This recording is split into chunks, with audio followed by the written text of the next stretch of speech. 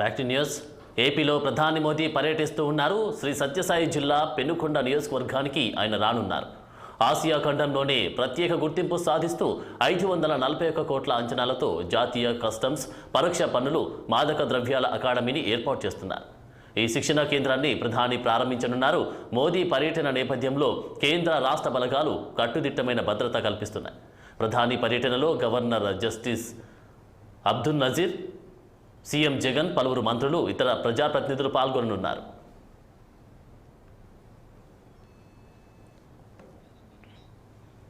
రాష్ట్ర విభజన నేపథ్యంలో నవ్యాంధ్రలో పరిశ్రమల ఏర్పాటుకు కేంద్రం ఆసక్తి చూపిన నేపథ్యంలో అప్పటి ముఖ్యమంత్రి చంద్రబాబు నాయుడు చొరవతో తొలి అడుగుపడింది.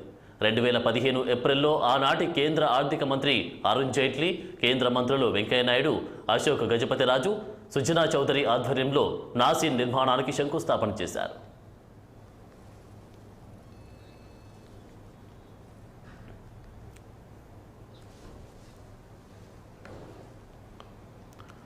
ఇక ఇదే అంశానికి సంబంధించి మా ప్రతినిధి రసూల్ లైవ్ లో అందిస్తారు. రసూల్. అనంత్, ఈరోజు సత్యసాయి జిల్లాలో ప్రధానమంత్రి నరేంద్ర మోడీ పర్యటన ఉంది. ప్రధానంగా పెనుగొండ నియోజకవర్గ పరిధిలోని పాలసముద్రం సమీపంలో ఉన్నటువంటి నాసిన్ యొక్క అకాడమీని ప్రారంభించేందుకు ప్రధానమంత్రి నరేంద్ర మోడీ వస్తున్నారు. ప్రధానంగా జాతీయ కస్టమ్స్, ఇండైరెక్ట్ ట్యాక్సెస్, నార్కోటిక్స్ అకాడమీకి సంబంధించినటువంటి ఈ శిక్షణ కేంద్రాన్ని ప్రధానమంత్రి నరేంద్ర మోడీ ప్రారంభిస్తారు.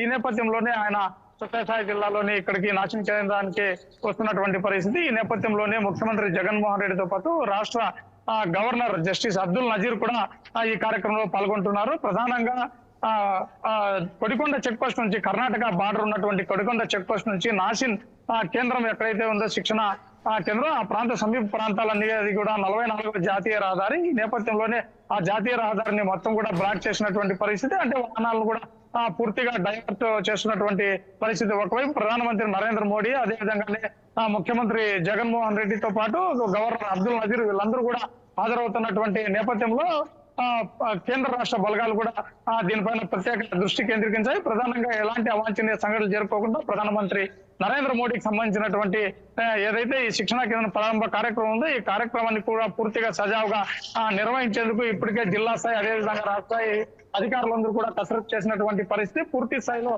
నాసిన్ యొక్క ప్రారంభం సందర్భంగా ఏర్పాట్లన్నీ కూడా పూర్తిగా అధికారులు పూర్తి చేశారు. జిల్లా కలెక్టర్ అరుణ్ బాబు, అదేవిధంగానే మాధవరెడ్డి ఎస్పీ, అదేవిధంగానే రాయలసీమ రేంజ్ డిఐజీ అమ్మిరెడ్డి వీళ్ళందరూ కూడా ప్రత్యేకంగా అక్కడ బందోబస్తు ఏర్పాటు చేశారు. దాదాపుగా 4,000 మంది పోలీసులను ఈ బందోబస్తు కార్యక్రమానికి వినియోగిస్తున్నట్టు తెలుస్తుంది. ప్రధానమంత్రి నరేంద్ర మోడీ పుట్టపర్తి విమానాశ్రయానికి ప్రత్యేక దీంట్లో చేరుకుంటారు, ప్రత్యేక విమానంలో చేరుకుంటారు. అక్కడ నుంచి ప్రధానంగా లేపాక్షి సమీపంలో, అంటే హిందూపురం, అదేవిధంగా లేపాక్షి ప్రాంతం, అక్కడ ఉన్నటువంటి లేపాక్షిలో ఉన్నటువంటి చారిత్రాత్మకమైనటువంటి కట్టడం వీరభద్ర స్వామి దేవాలయాన్ని కూడా ప్రధానమంత్రి నరేంద్ర మోడీ సందర్శిస్తున్నటువంటి నేపథ్యంలో అటు లేపాక్షి ప్రాంతంలో కావచ్చు, అదేవిధంగానే పాలసముద్రం సమీపంలోని నాసిన్ ప్రాంతాల్లో మొత్తం కూడా పటిష్టమైనటువంటి పోలీస్ బందోబస్తును ఏర్పాటు చేశారు. దాదాపుగా గతంలో ఎప్పుడు లేనటువంటి విధంగా 17 మంది ఎస్పీలను కూడా బందోబస్తు చర్యలను పర్యవేక్షించేటువంటి విధంగా రాష్ట్ర స్థాయి నుంచి జిల్లా స్థాయి దాకా అధికారులు గట్టి పటిష్టమైనటువంటి చర్యలు తీసుకున్నటువంటి పరిస్థితి. ప్రధానమంత్రి యొక్క పర్యటన నేపథ్యంలో ప్రత్యేకమైనటువంటి దృష్టి కేంద్రీకరించారు.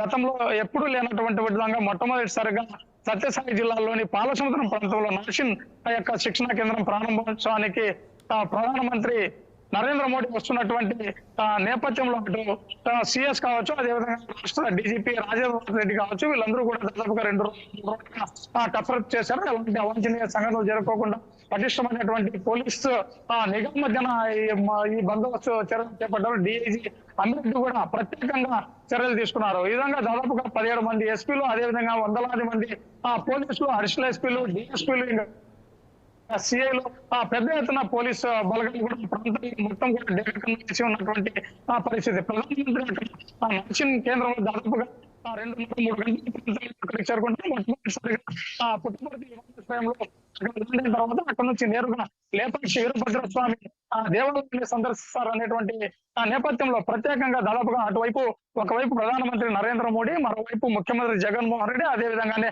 రాష్ట్ర గవర్నర్ జస్టిస్ అబ్దుల్ నజీర్ వీళ్ళందరూ నేపథ్యంలో ప్రత్యేకంగా వేరువేరుగా దాదాపుగా హెలిపాడ్ ఏర్పాటు చేసినటువంటి పరిస్థితి. ప్రత్యేక హెలికాప్టర్ విపక్ష ప్రాంతానికి దక్షిణ ప్రాంతానికి చేరుకుంటారు.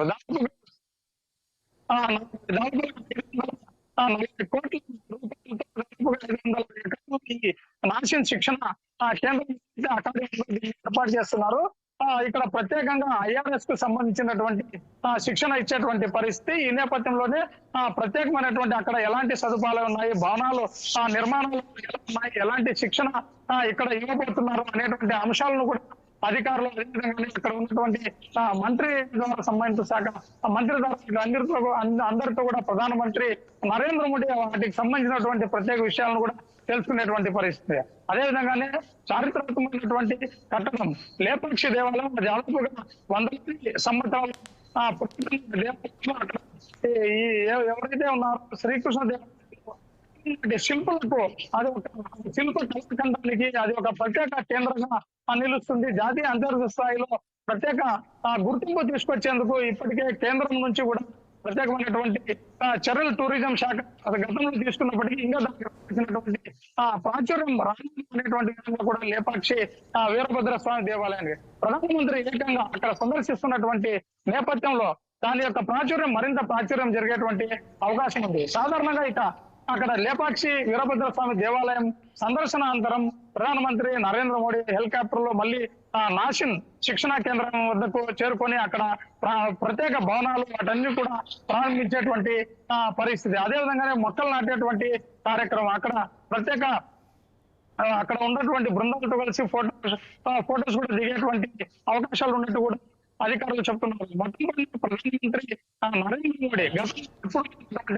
ప్రతిష్టాత్మకమైనటువంటి ఒక అంతర్జాతీయ స్థాయిలో ఖ్యాతి గడించేటువంటి ఒక నాషన్ శిక్షణ కేంద్రం. అదే ప్రధానంగా నేషనల్ కస్టమ్స్ అదేవిధంగా ఇండైరెక్ట్ ట్యాక్సెస్ నార్కోటిక్ అకాడమీ అనేటువంటి విధంగా ఒక ప్రత్యేక ప్రతిష్టాత్మకమైనటువంటి సంస్థగా చెప్పారు. 3 సంవత్సరాలుగా పనులు కొనసాగుతున్నాయి. దాదాపుగా 500 ఎకరాల్లో